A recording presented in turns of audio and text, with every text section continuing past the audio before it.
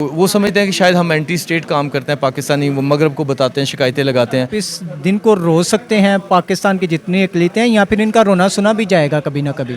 اصول تو یہی ہے کہ جب تک آپ کے مقاصد پورے نہیں ہوتے، جب تک آپ کو منزل نہیں ہوتی پوری، آپ کو اسٹرگل کرنی پڑتی ہے۔ جتنے بھی ہمارے یورپ ممالک ہیں، وہاں جا کر ہماری یہی اکثریت کی جو کمیونٹی ہے وہ جا کر کہتے ہیں کہ ہمیں برابری کے حقوق دیے جائیں۔ اگر وہاں میئر بھی بن سکتا ہے، سب کچھ بن سکتا ہے، تو پھر پاکستان کے آئین کے مطابق پاکستان کا جو ایک اقلیتی بندہ ہے وہ وزیر اعظم صدر کیوں نہیں بن سکتا؟ یہ جی آئین میں پابندی ہے، جس پر میں نے آج اپنی اسپیچ میں بھی بات کی۔ یہ آرٹیکل 40 کے تحت ہم صدر نہیں بن سکتے، آرٹیکل 91 کے تحت ہم وزیر اعظم نہیں بن سکتے۔ عزیزو، آپ سب کی سلامتی ہو، آپ دیکھ رہے ہیں جلال ٹی وی، آپ کا میزبان خرم سی۔ اس وقت میرے ساتھ جناب جو شخصیت بیٹھے ہوئے ہیں یہ کسی تعارف کے محتاج نہیں ہیں، اور آج ان کی جو تھی دعاندار تقریر بھی ہم نے آپ لوگوں کو لائیو سنائی ہے۔ تو منورٹی ڈے کے اس موقع کے اوپر آج ہم بات کریں گے کہ آخر ملک پاکستان میں اقلیتیں جو ہیں وہ حکومت وقت سے کب تک انصاف مانگتی رہیں گی، اور بھی بہت سارے ایشوز ہیں جن کے اوپر بات کریں گے۔ جی بٹ صاحب بتائیے گا، اقلیتیں کب تک انصاف مانگتی رہیں گی؟ دیکھیں، اصول تو یہی ہے کہ جب تک آپ کے مقاصد پورے نہیں ہوتے، جب تک آپ کو منزل نہیں ہوتی پوری، آپ کو اسٹرگل کرنی پڑتی ہے۔ تو خدا کرے کہ اس ملک خداداد میں آج جس کا ہم دن منا رہے ہیں کہ قائد اعظم کا 11 اگست، تو جب تک ہمیں قائد اعظم کا پاکستان، جناح کا پاکستان نہیں ملتا، جب تک ہمیں یہ حقوق نہیں ملتے کہ تمام لوگ برابر کے شہری ہوں، کوئی رنگ، نسل، مذہب اور عقیدے کی بنیاد پہ نہیں پہچانا جائے، ہم تب تک تو بالکل جدوجہد، جمہوری اور پرامن جدوجہد پہ یقین کرتے ہیں اور اس طرح کرتے رہیں گے۔ یہ جس طرح ہم نے دیکھا ہے کہ آج آپ نے تقریر بھی کی ہے کہ جو ہندو کمیونٹی کے لوگ ہیں آلموسٹ 52 لاکھ کے لگ بھگ ہیں، مسیحیوں کی جو تعداد ہے وہ 16 سے 17 لاکھ بتائی جا رہی ہے۔ اس کے پیچھے ماجرا کیا ہے؟ اصل میں میں ذاتی طور پہ جو میرا اپنا خیال ہے، میں سمجھتا ہوں کہ ریاست جان بوجھ کے جو کرسچنز کا جو اثر و رسوخ تھا سیاست میں، جو سماج میں، اس کو کم کرنے کے لیے کوشش ہے۔ کیونکہ جب بھی پاکستان میں کوئی ڈسکریمنیٹری لا ہوا ہے، چاہے وہ 1992 میں شناختی کارڈ کا مذہبی خانہ، اس کی تحریک پاکستان کے مسیحیوں نے لانچ کی، انہوں نے آگے بڑھایا۔ اگر حساس مذہبی قوانین کا 295 بی اور سی کا معاملہ ہے، اس کو بھی کرسچنز نے ہی لیڈ کیا۔ اگر جبری تبدیلی مذہب کا معاملہ ہے، اس کو بھی کرسچن لیڈ کرتے ہیں۔ اگر آپ دیکھیں کہ کم سن بچیوں کی اغوا کا اور پاسپورٹ میں مذہبی خانے کا ایشو ہوا، اس کو بھی مسیحی جو ہیں وہ آگے بڑھاتے ہیں۔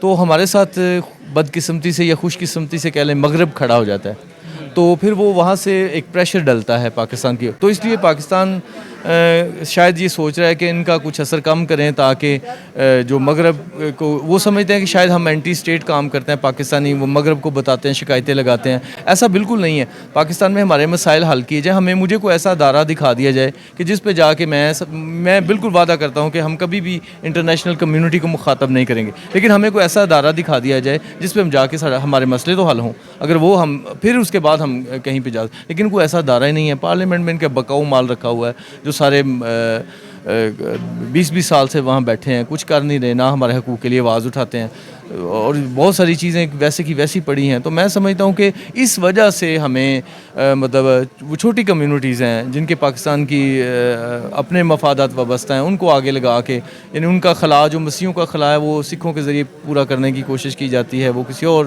ہندوؤں کے ذریعے۔ تو میں سمجھتا ہوں کہ یہ بالکل ٹھیک نہیں ہے۔ ہم کوئی نفرت نہیں کر رہے ہندو اور سکھوں سے، وہ ہمارے بھائی ہیں، ہمارے ساتھی ہیں، لیکن ہم تو اپنی رائٹس کی بات کریں کہ ایسا نہیں ہے ہم اینٹی اسٹیٹ نہیں ہے، نہ ریاست ہمیں یہ سمجھے، ہم بالکل محب وطن پاکستانی ہیں، ہمارا صحت اور تعلیم کے میدان میں کردار ہے، اور ہم سے مواقع نہ چھینے جائیں، ہمیں موقع دیے جائیں۔ ہم انشاءاللہ جس طرح شہباز بھٹی صاحب نے پارلیمنٹ میں ہمیشہ پاکستان کا سافٹ امیج پیش کیا، وہ ایسے منسٹر تھے جنہوں نے سب سے زیادہ سیلاب کے 2008 میں جب سیلاب آیا، سب سے زیادہ فنڈ کسی نے اگر اکٹھے کیے تو شہباز بھٹی صاحب تھے۔ تو ہم ایسا کردار ادا کر سکتے ہیں پاکستان کے لیے، ہم پاکستان سے غربت اور جہالت کے لیے مغرب کو قائل کر سکتے ہیں، لیکن ہمیں آپ موقع تو دیں۔ ایک طرف ہم دیکھتے ہیں کہ جب بھی ہمارے یورپ ممالک ہیں، وہاں جا کر ہماری یہی اکثریت کی جو کمیونٹی ہے وہ جا کر کہتے ہیں کہ ہمیں برابری کے حقوق دیے جائیں۔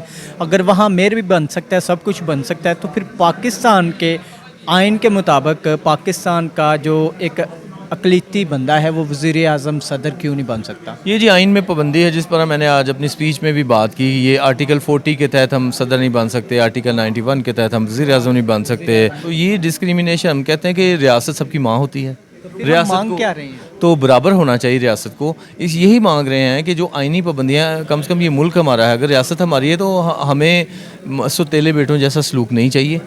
हम बने या ना बने ये अलग मामला है, ठीक है ना। हम 2% हम 3% हम 5% है, 97% को क्या खौफ है कि हम, अगर हम पाकिस्तानी हैं, हमें मुस्लिम अक्सरियत समझती है कि हम पाकिस्तानी हैं, तो हमारे साथ हमारी मदद करे। हमारे बच्चे क्या सोचेंगे कि हम इन ओहदों पे नहीं पहुंच सकते, इसका साइकोलॉजिकल इफेक्ट होता है। हम समझते हैं कि हम सेकंड क्लास सिटीज़न है।